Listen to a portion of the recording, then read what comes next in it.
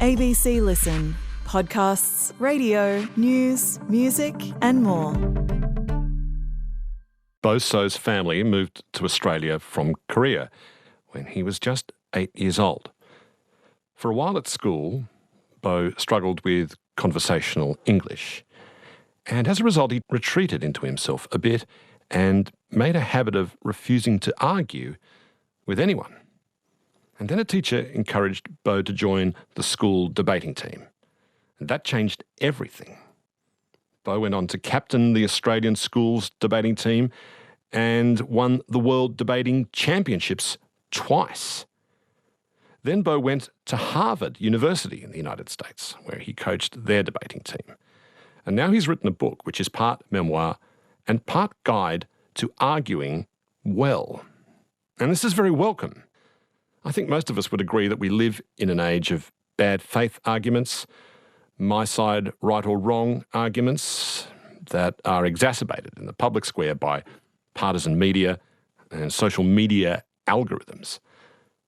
Bo Seo says that to change the world, debate has to first change the lives of debaters. And there should be a kind of love at work. Bo's book is called Good Arguments: How Debate Teaches Us to Listen and Be Heard. Hello, Bo. Big fan of the show, Richard. Thanks for having me. That's very kind of you to say so, sir. It's lovely to have you here, Bo. Like I said, your family migrated to Australia from South Korea when you were a kid. Do you remember much of your early life in South Korea, in Seoul? I was a timid kid, and I was on book tour in South Korea last week, and one of the things you notice there is there are a lot of Koreans.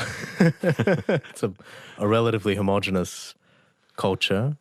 It's an urban landscape. People live in apartments stacked to the skies. And I felt just one of a sea of humanity. And as someone who was not particularly outgoing or outstanding in school in those days, I felt very comfortable being mostly invisible. What led your family to want to migrate to Australia? I think there were a range of motivations. They were attracted to the educational opportunities in Australia. Really? Because I hear schools are better in South Korea these days. They certainly take more of your time. But I think they were attracted to the much more liberal approach that the Australian schools took. They were attracted to professional opportunities for themselves. But I think for most migrants, it is a sense that they have that there's something on the other side, and that impulse to leave, to seek out something new, it precedes any of the normative judgments we might place on that, whether it's courage or whether it's curiosity. I think it's just an impulse that people have. My wife migrated from Singapore when she was the same age. Wow. The first thing she noticed leaving Singapore was to go to the outer burbs of Melbourne was the quiet. Yes. Mixed with noisy bird song, that sort of thing. Did the landscape shock you a bit when you arrived here? Yes, it was. The greenness of it did come as a shock. And you're right about the quiet. In Korea, restaurants are open all night, and the sound of the city forms a background to whatever you're doing. And we were in the North Shore of Sydney, where things shut at around 6 o'clock back then. The leafy North Shore of Sydney, as it's often called. Yes. Precisely. And so we actually heard ourselves a lot more. When you're sitting around the dinner table, you got the sense, oh, it's kind of us against the world, because there are no distractions. And from there you go into school, and by the sound of things, you didn't have much English or any English at all when you started? Almost none. I mean, I would have taken some classes at school, and I would have had a handful of phrases mostly about how to tell the time and that kind of thing. But one of the things that I noticed when I got here was there's a real difference between what you see in the textbooks and real life conversation. The Australian pronunciation, first of all, is not the the BBC English that you hear on the tapes when you're learning the language. How did you go with the old yeah, no Australian? Like, yeah, no, it's exactly. nice to have you here, bud. Yeah, no, it's good. It's rare to see a language premised on breaking the rules of the language. And it wasn't a particularly welcome discovery at the time. Seriously, though, like Australians do like to talk around a subject. Like you say, ask an American, how are you feeling? They go, great, fantastic, or terrible. Australian will go, oh, not too bad, or a bit ordinary. Oh. Does that make it particularly hard for someone who's really struggling to sort of glean as much meaning as they can out of a conversation? That's very interesting. Living now in the United States, one of the things I notice is people put the subject line at the top, right? This is my meaning. And there's an emphasis in getting the message across as quickly as possible. Whereas in Australia, to put it in a positive way, it felt like a commitment to remaining in conversation over the long term. It's not just one party broadcasting their thoughts. It was an invitation to stay a while, to canvass different views, and to, as you say, to talk around a subject sometimes. And there were some features of that were uniquely challenging to someone who didn't have much of the language. You say it was after you moved here, you lost the ability to disagree. How did that actually happen, losing the ability to disagree? I think the first part is disagreements present unique linguistic challenges, right? When people are disagreeing, they tend to become a lot more imprecise in their use of language. The sentences break down. People change directions halfway through a sentence. And all of that could be quite discombobulating. But there was also the sense that I had as an immigrant, as a newcomer to the place, that showing my differences from my peers, that could unsettle the belonging I had been able to achieve, right? I thought my belonging to this new society would be conditional on my being agreeable, my smiling and nodding and keeping a lot of thoughts to myself. And the combination of those two things made me resolve at that young age to be a very agreeable person. And so you're right, you would say yes and okay to just about anything that was put to you. What do you think you missed out on from saying yes and okay for several years to just about everything that was put to you? In those early years, I didn't know the sound of my own voice. And the loss, there's a spiritual loss, I think, associated with that. But there's also, you put a limit on the kinds of relationship you can have with others when you're walking the thin tightrope of just remaining on the areas in which we agree rather than we disagree. It made me lose out on conversations of substance that I think I could have been having as someone who comes from an obviously different background and could, through that exchange, learn something about the world around me. So for me, it was the loss of a voice that in turn meant the loss of a certain kind of access to relationships and to belonging in society. If I knew you then, if we'd been in the same class, and if I'd heard you saying yes and okay to everything, I wouldn't have interpreted that as agreeableness, but so much as disengagement. He doesn't want to know me. He doesn't want to know anything about my life. Do you think that's how that went over sometimes? That's very interesting. And I do think nowadays when I see in the world a turn to conflict aversion, right, and the thought that at a time of polarization when there are all these ugly disputes, it's no longer worth it. I do think that is premised on the dark set of assumptions that you've just said, right? It's about these people are beyond the pale of persuasion. It's premised on a dim view of the other person.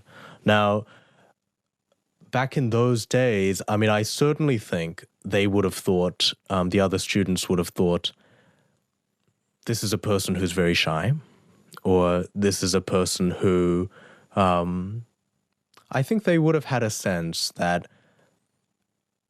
my being so different from others was a big part of that disengagement, that there was a protective instinct at play. And this is a fine example now of how one teacher can change the trajectory of your entire life. Like I said, a teacher came to you and urged you to be on the school's debating team. Grade 5, this is, primary school. That's true. How did the teacher pitch it to you? She made me a promise, which was that on the debating team, when one person speaks, no one else does. And she left it at that. But I think she would have known that to someone who was used to being interrupted and spun out of conversation, who felt acutely the burden of having to respond in a situation where people could butt in, that promise of silence and attention would have been irresistible. Yeah, for a lot of kids, it would have been the thing that turned them off the whole process, Exactly. surely. So it's a call to courage too, isn't it, for a teacher to say that to you? You can be heard uninterrupted. You do have to summon some courage for that, no matter how good your grasp of English is, I suppose. I think that's true. But for me, it was the sense that you're not in it alone, that when you do summon the courage to raise your voice and to articulate your perspective, the rest of the world will conspire with you, right? In debating, when one person speaks, no one else does. All of the participants are given equal time in which to speak. There are expectations that you speak to a topic rather than anything that you like. And so there was certainly a call to courage, but there was also a promise and a commitment that we, the people responsible for the environment around you, will make sure that courage, that expression of courage, will be honored. How well do you remember that first debate you took part in? I remember it pretty well. I went to Warringah Public School, and it was in the main school hall, right, the type with the corrugated iron roof on top of it, and it was raining that day, forming a kind of percussion, and you know, I was so nervous. The topic was that we should ban all zoos, and I was the first affirmative speaker. And it was the kind of nerves where you squeak on the way onto the stage. And so I'm going up on stage, and the kids, my classmates, are sat in snaking lines. There's about 50 of them, maybe, my year group. I somehow start to speak, and as I do, I notice in the audience all of these small changes. I see a wince of recognition in the corner of someone's eye. You can see that while you're making your point. So and is that something you see as the audience opening themselves to what you have to say? You can see that, and I think part of it, though I wouldn't have known it then, is debate as this activity of persuasion, right? Makes you very attentive to the signals that you're getting from the audience. Am I being heard? Am I being understood? Do I need to change how I'm explaining this concept? So I saw these changes, someone unfolding their arms or someone touching the person next to them and saying, "Are you getting this?" And the way that made me feel at the time was that the world was not just a place where I would have to change myself to fit in, that I would have to assimilate, but that perhaps through speech and language, I could change something about the world too. Is a formal debate like a fight, or is it more like a dance competition? Tell me about the dancing. Well, where you have to compete by dancing better, by being more flamboyant perhaps, more beautiful, more elegant, more precise. Do you win by that, or do you win by the fight? I think there's a bit of both. There is certainly a competitive edge to the competition. And one of the things I like about debate is it doesn't require the participants to be angels, right? Displaying only virtue. There is vulnerability in argument. There is competitiveness in argument. But there's performance and there's beauty too. And in that way, the dance part resonates with me also. even though you wouldn't want to see me dance. Well, I think I don't know about that, Bo. or fight for that matter, actually. You're here for the Sydney Writers Festival. There'll be parties at some point, I would hope. I can dance with other writers. That's okay. Yeah. Famously bad dancers, as a group of people they are. There's no shortage of bad arguments in the world at the moment. Yes. That's pretty obvious to it. When you want to identify a bad argument from a good argument, what are some of the key components you like to single out? So the answers are various. A bad argument has no limits, right? It starts out as one issue and then becomes about the other person's character. It becomes about all the differences in the background that we have. Right, it metastasizes. Precisely. Right. There is disagreements do tend to grow rather than to contract, and it can have that pathological aspect to it. They're often based on the way in which people express themselves is not through arguments at all. It's just through the expression of emotion, or they just say what it is they believe without trying to make it comprehensible or persuasive to the other side. So there's coercion, contempt, perhaps? Contempt, and as you say, a kind of an expression of power and dominance and persuasion, not through reason, but through rank, or the expression of power. And so there are all of these different components to it. But for me, the baseline of how I define a good argument is it's one in which both sides walk away feeling like they would do that again, because that's all it takes for the conversation to continue. If you're a debater and you're given as a topic, poker machines should be banned from pubs. That's just throwing that out as just say that's your topic. Yeah. And you're on the negative. Like, you can see instantly one side of the argument will talk about the social damage by poker machines in pubs, how it's ruining pub culture. The other side will talk perhaps the civil liberties, take the civil liberties tack and say that it's not the business of the state to be telling people how they can enjoy themselves and the like, and the money that's raised, etc. So when you're on, for example, the positive or the negative side of that proposition, how do you begin to assemble your argument, Bo? So what you've given me is the conclusion, which is where we want to be at the end of the discussion. You want to have persuaded the other side to get rid of pokies or not, right? And so the starting place is to say that we should ban the use of pokie machines in pubs because, and to complete the sentence, because it will improve pub culture, or because it will stop exploitation of vulnerable gamblers. So let's take the first of those things, that it will improve pub culture. And the debater says there are two things that argument, which is what you have now, has to do. You have to show that the claim that you're making is true, and that the fact that it's true means that we should change our mind. So that we should ban the use of pokies in pubs because it will improve pub culture. You have to show, first of all, it will in fact improve pub culture, and that the fact that it will improve pub culture gives us enough of a reason to take this step against, as you suggested, competing values on the other side, whether that be individual liberty or something else. So that's how you build one argument, and a case is a collection of those. Given that debaters often don't get a choice in the side of which they have to argue, they will sometimes inevitably argue in favour of something they profoundly personally disagree with. Is there a risk debaters can become cynical in this process? There is.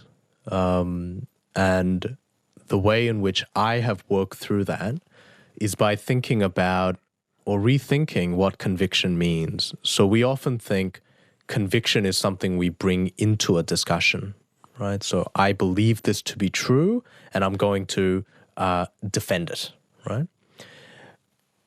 What the experience of debate has shown me is that conviction can just as often be something we take out of a discussion. That through the process of seeing both sides to an issue, as you say, sometimes being assigned a position that you don't believe and having to entertain the possibility that you're wrong, that can be a force for strengthening your conviction rather than weakening it. Does it force you to enter into the mind of someone else if you do have to argue for something you don't believe in? Does it force you in all kinds of healthy ways to take on the ideas of other people and just see if they can affect your conviction in some way? I think that's right. One way of understanding cynicism is there are no correct answers, and it's just about nothing is good and true. It's just about speaking well and the salesmanship of it. The other view, which I think may be the opposite of cynicism, is the world is a more complex place than we can often grasp, that our perspective is more limited than we often credit ourselves for, and that it's through dialogue, through taking a break sometimes from our own ego and the burden of certainty, that we open ourselves up to other perspectives. You look at the debate that flowered during the civil rights period in the United States in the 50s and 60s between two really key figures. There was James Farmer, who was an integrationist and an activist alongside Martin Luther King, and he would often debate Malcolm X, who believed in black nationalism and separation between the races, as they were called in the United States at the time. What did you notice in the course of the debate, what went on in the course of the debates between those two men? I think the first is they had extraordinary background stories in debate. Malcolm X learned to debate in prison through a program that was established by forward-thinking prison designers and administrators. James Farmer, on the other hand, had a wonderful coach at the historically black college that he attended, who's also the subject of the film The Great Debaters with Denzel Washington. And I wanted to tell those stories because they were, first of all, the stories of two men's education. And not just education as young people, but as citizens. It was in debate that they found the voice with which to speak about the most important issues of the time. The second thing I noticed is both were African-American civil rights leaders with quite different views about how to achieve equality. And they, in contemporary words, they aired their dirty laundry in public. They had these discussions in a respectful way, in a sustained way, in person, on radio, and on television. And they saw that as a source of strength rather than weakness of their movement, that they were able to speak candidly about the things on which they disagreed. After a while, they both agreed to take their debate offline, to not debate each other on television, but to just do it in their own houses. Why did they do that? That's very interesting. I think the wisdom that's required of debaters, especially after they've spent a lifetime trying to get good at it, is to know when to put the tools away. And I think in their instance, it was something about feeling that the divisiveness and the disagreement had become a spectacle rather than a source of enlightenment or better understanding their differences. Do you think it indicated a desire that they both wanted to get to somewhere they couldn't get otherwise? That's very interesting. And I think that may be a part of it too. I mean, one feature of their debates was it was all in public. I saw their move of taking it inside the home as a reclaiming of a certain privacy. It seems to me it wasn't 100% in private, because you write that both their wives were in attendance, and that's a brave thing to do, I think, because wives aren't impressed impressed by a man's arguments that are conducted like that, and they will heckle you. They will heckle. Is that what happened in this case? I think what they write is that their wives were more taken by the other person right. rather than of the... He's got a point there, doesn't he? Yeah, exactly. Yeah, that's wonderful. Did they move towards each other? Their positions moved towards each other over time, though, because of these debates? I think they did. And to what I was saying before about how I understand conviction, it was that each other's arguments, Malcolm X's argument for a kind of more direct intervention, Farmer on building a broader base of support, it left a residue in the way in which both men made their argument going forward. And it's not that it changed their mind completely. It's that it added in textures and nuances that were not there before. And I think that is the power of disagreement, that as we continue to move forward in the world, we carry with us the insights of others.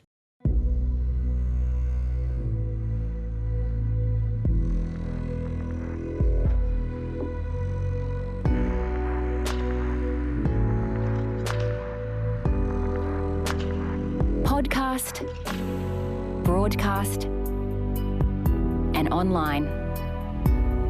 This is Conversations with Richard Feidler. Hear more conversations anytime on the ABC Listen app. Or go to abc.net.au/conversations. Bo, when cable news started in the United States, it was rather sanctimoniously proclaimed as a kind of an electronic town square where contending ideas could meet and interact and play out for the benefit of the polis and the general public. How's that going, that theory of cable news, Bo, to your mind? It sounds like an anachronism, right? It sounds like a theory from another time. It sounds depressingly naive in a way, doesn't it? I think you talk about the danger of outsourcing our need to debate each other well to these outlets. How does that work? One of the things that I see, and living in the United States now, there's very few common ground places on which people can meet. And one of the common grounds should be the news. But in a world where you have left channels and right channels, you don't have that convergence. And what you have instead is this urge to have these shows of dominance, right, where one side owns the other side. And we as the spectators to this, and I think that's an important word, we as the viewers become spectators to this, right? So we watch talking heads argue about the important political issues of the day as our avatars and representatives, and our role as citizens is simply to share the smackdown. The problems with that, I think, are twofold. One is it's a giving up of the responsibility we have as citizens to have these conversations for ourselves. But I think the other thing is it leads our disagreements to become more like what the very limited format of broadcasting requires it to be, which is to go for the most inflammatory content, the most viral content. And so part of the way out of that, I think, is to reclaim, as we were saying before, that zone of privacy in which we have these conversations for ourselves. To me, it always looks like politics as a cultish form of politics that is the most dangerous kind of politics. In America, people are becoming increasingly distressed by what they call the Fox News grandparent, having to share the Thanksgiving table with their grandparents who might have been radicalised by Fox News.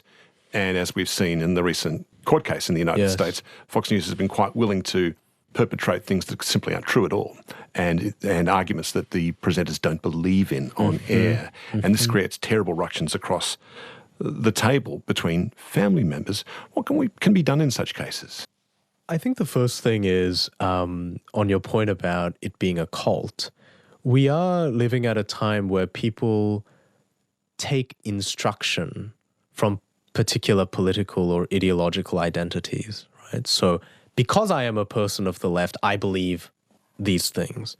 And one of the virtues of debating, I think, and this is something that's happening in schools around Australia at this moment, is young people are thinking about issues one conversation at a time, that any individual is bigger than their political affiliation or their party affiliation. And so I think that is where we need to move towards.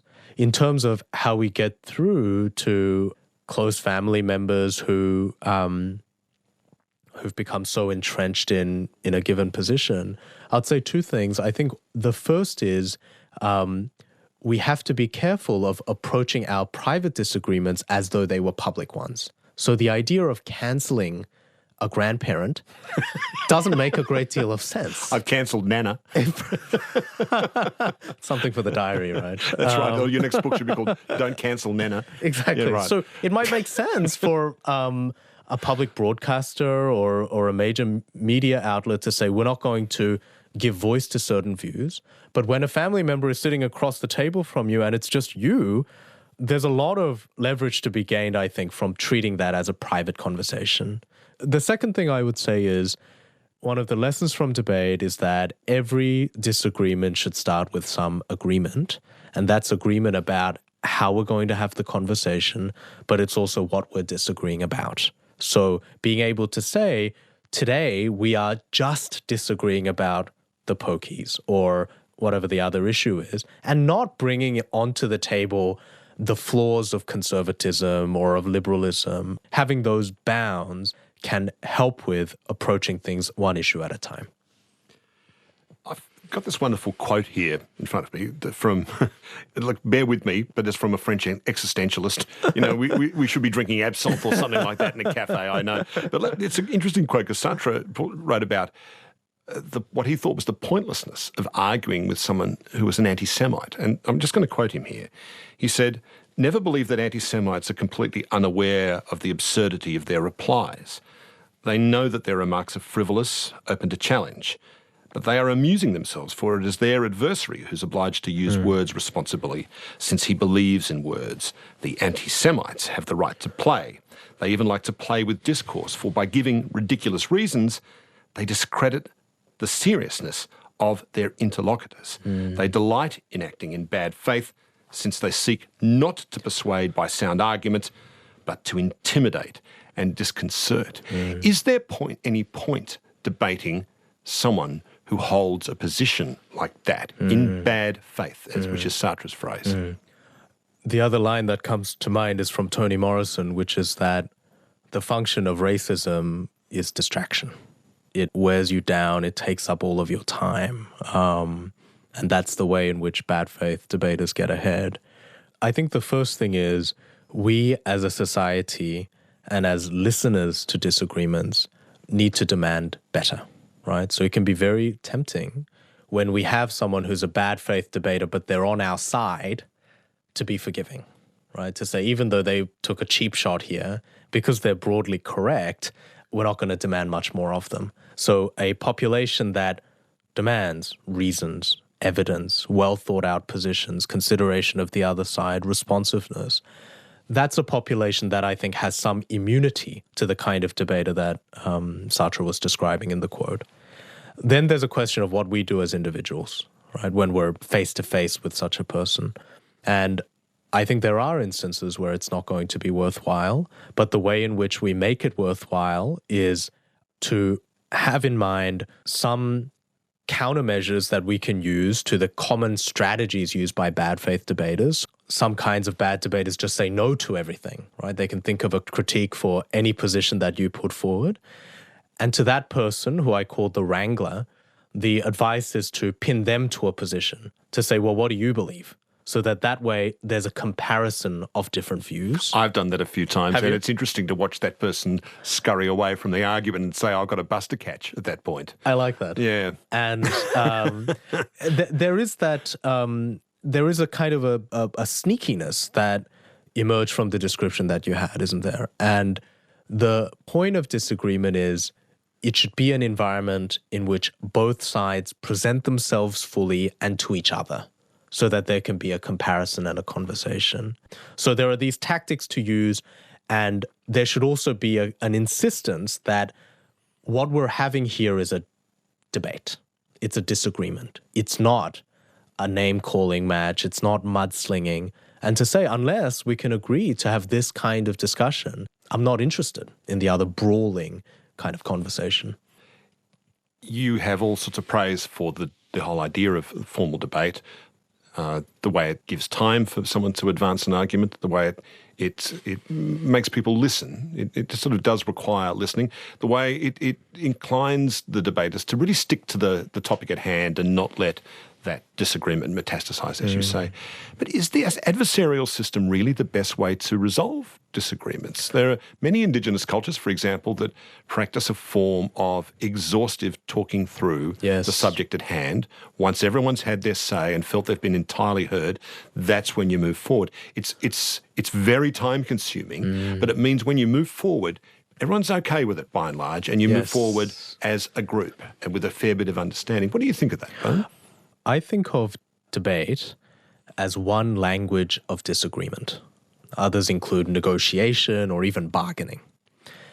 Disagreement itself is one appropriate response to the fact that people are different, but that they must find ways of getting along. Sometimes at that point, as you say, the right response isn't to disagree about our differences, it's just to hear one another out or to find as many commonalities as we can.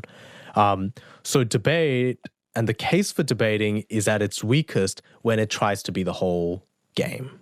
It has its limits, but I want to insist it has a role too. So it's through debating that we learn to organize our thinking in a way that's going to be more persuasive to the other side. It's in that clash of opinions that it's not always the case in debating that A comes against B and it's A or B. It's you have to evolve your position in response to the feedback and the criticisms that you're getting. So I think there is a tremendous power for creativity in the activity. But as you suggest, there is a need to understand its limits too.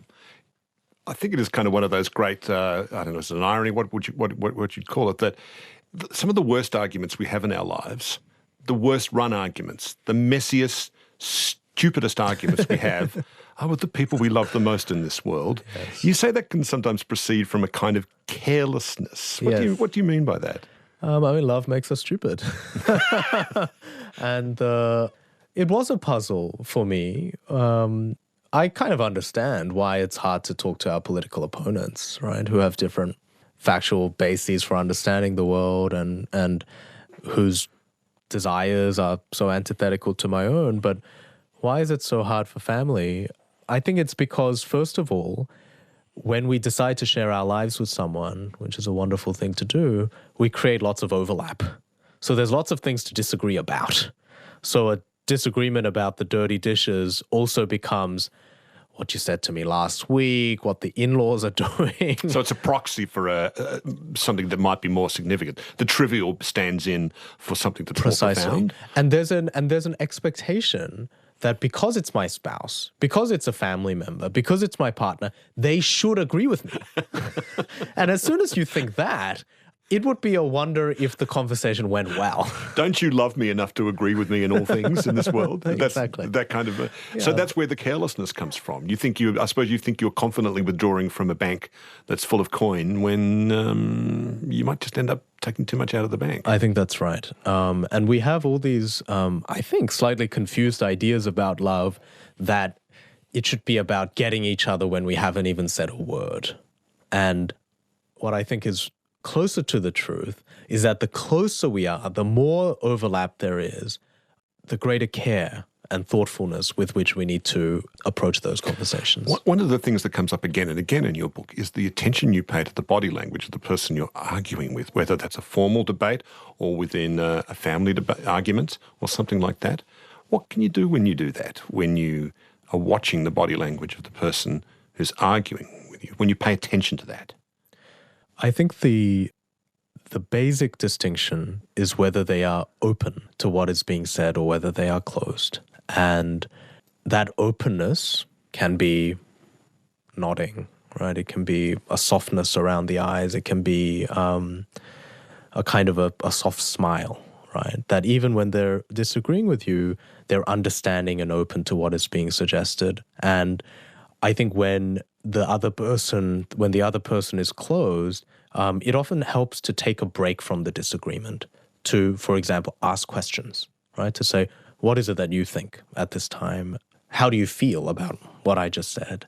And getting the other person to the position where they're receptive to influence and vice versa. I think that can be one of the things that body language helps us with. That requires a great degree of self-control, doesn't it? It does. It's sort of emotional continence, if that's the phrase I'm thinking of here, in order to be able to have the presence of mind to do that. Do you think debate encourages that habit? I think it does. And it says that virtue is not a precondition to good practice, but that good practice can give rise to those kinds of virtues. For me, the hardest part of debate is always remaining vulnerable to the other person's judgment, to the other person's critique. And it's only through the practice of doing it often, of losing a lot, right, which is what the life of a debater really involves. It's just losing again and again in public. It's that practice that helps grow that muscle. You talk about the debater's practice of, you call it the side switch, where in order to prepare for your argument, you anticipate what your opponent will say about you and about your arguments and the premises of all that. You inhabit that person's mind, the opponent's mind. Imagine what you'd be arguing were you that opponent. And that's just kind of a tactic. But there seems to be a broader philosophical, emotional benefit from that as well. Tell me about that. So much of debate is an exercise in certainty, right? It's about coming up with your case, becoming fully convinced it's the correct one, at least for the hour in which you're going to be arguing it. But the best debaters know just before you go up on the stage to turn over to a new sheet of paper and to prepare the 3 best arguments for the other side, or to go through what you've already prepared and try and come up with as many holes and problems with it as you can find. Those are called the side switch exercises. And it's a break from the certainty. It's viewing yourself from the position of the other. It's viewing your perspective as limited, as a position in need of accommodation. You talked about the burden of certainty. So is there a feeling of relief when you practice this side switch? There is, because imagine the heavy burden of going into a debate saying, I've got the 100% correct answer. It's all right. It's all over and done with. Exactly. I'm going to talk for 10 minutes, but we all know what's going on. Exactly. Here. And and it's an important part of debating that you learn when you're certain, when you're sure you're correct, that's the time when you're closest to danger. That's when you're going to make a mistake. That's when you're going to fail to explain it in a way that makes room for the other side. And so those side switch exercises puts you in the mind of thinking, mine is just one perspective among many. It's going to require some work to do persuasion. And it allows you to enter into a conversation seeing things both from your perspective and from the perspective of another. And I think it's in preserving that multiplicity of voices that we can participate more fully in conversation. There's a really intriguing quote in your book, and I'm just going to quote it back to you. In practicing the side switch, you say, the experience of seeing the world simultaneously through our eyes and those of another person was confusing, unsettling, enervating. It was also not the worst description of love. Now, I know your family grew up within the Uniting Church in Australia. Are you talking about love there in the New Testament sense of the idea of love, that kind of act of radical compassion that is called for in the New Testament? Or am I completely off the beaten track there? I think that's certainly one part of it. And in the tradition in which I grew up, love was a practice, right? It wasn't just a frame of mind. It was living in the world as though you were not the only person. So I think that there is a connection to that tradition.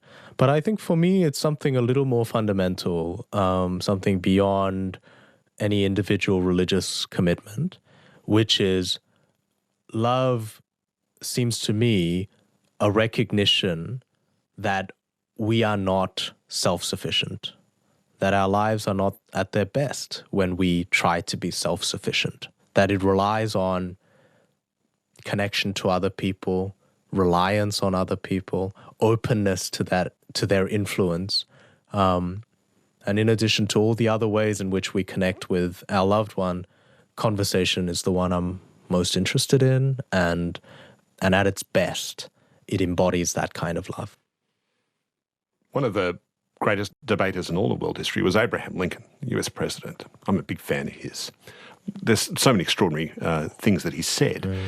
He said in his first inaugural address addressing the breakaway southern states, we are friends, not enemies. We must not be enemies. We must listen to the better angels of our nature.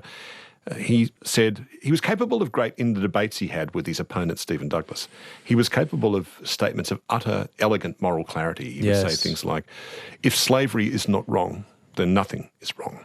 That's very good. But then he also said this. He said, do I not destroy my enemies when I make them my friends? What do you think of that? Destroy my enemies? Because you might have an opponent. You debate opponents, don't you? Not enemies. Or do you? I don't know. What do you think of that? That's interesting. We debate opponents in debating, and it's because even though we might consider them our enemy, they're going to be back the next week, right? No matter how contentious a single round is, we're going to have to see them again. Because in some deep sense, we all live together. And for me, there is a truth to that about how our communities are shaped, what it means to be a citizen in a democracy. And so the part about the quote that speaks to me is the sooner we can stop viewing ourselves as, viewing each other as enemies, but as neighbors, as friends, people with whom we are going to continue to have disagreement, but with whom we share a commitment to making those disagreements pull us in a positive rather than negative direction. That seems to me a very worthy aspiration. In the spirit of that, when you wrote the book, you'd finished your manuscript, you write that you sent out copies to your friends. That's brave. Yes. That's brave. What feedback did they give you? One of the things that I heard is it's too small scale. And what does that mean? And I think it means it's just about the change that you can affect is just at the individual level, right? Where's the policy here? Where's the institutional changes, the sweeping effect that this is going to have in the world? Would you like to become like secretary for debating in the next US administration? I mean, and have a huge government department for constructive debate or something like that? Speaking about burdens, right? Imagine having the role. And I struggled with that. And, it's my first book. You wanted to have an effect on the world. You want to say, I have something significant to say. But for me, in the end, it was very important that debate doesn't scale. Conversation doesn't scale. It's about the interactions that we have daily, face-to-face, with the people around us. And it's by changing how we have those conversations, what we get out of those conversations, that I think we can have an extraordinary effect on the world. I'm going to quote another US president here. It's not so much a quote, but it's a story, really. President Harry Truman famously would write letters, furious, angry letters to people, and then just hang on to them for a day. And they were almost never sent. They were almost never sent. But he seemed to benefit from getting the rage and argumentativeness off his chest. Yes. Arguing not in, it seems to work for you personally, but just do it quietly in the privacy of your own home. I like that. And thinking about conversation as a platform that we must share with others, that it's not just an opportunity to have your peace and escape any kind of challenge. That sense of sharing seems to me very important. And one of the things that you learn in debating is it's not that you're putting away your emotions, it's that you're channeling them. You're putting them in a form that allows the other side to understand it. And just very briefly, finally, do you wonder if you had stayed in South Korea and not come to Australia and become a debater, that you would have become a debater in Korea without being an outsider looking in on a culture? I'm not sure that I would have. There's something about debating that I think is distinctively Australian. Really? Australians are, just as a matter of fact, some of the best competitive debaters in the world. But I think it comes from a culture where that idea that there are many perspectives, that we might not get our way, that seems to me very rooted in our culture of arguing sometimes for the sake of it, cutting people down a notch, of being in this place in the world where we are internally incredibly diverse, we're split between the West and East. All of those features create a culture of debate that I'm very grateful for. It's been amazing speaking with you, Bo. Come back on the program again soon, please. It was a huge pleasure. Thank you so much, Richard. Bo Seo's book is called Good Arguments, How Debate Teaches Us to Listen and Be Heard. I'm Richard Feidler. Thanks for listening.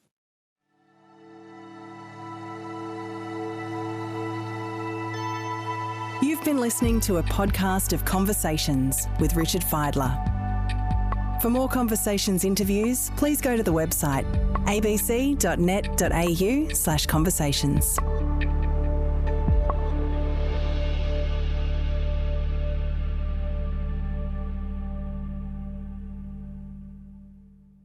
Discover more great ABC podcasts, live radio and exclusives on the ABC Listen app.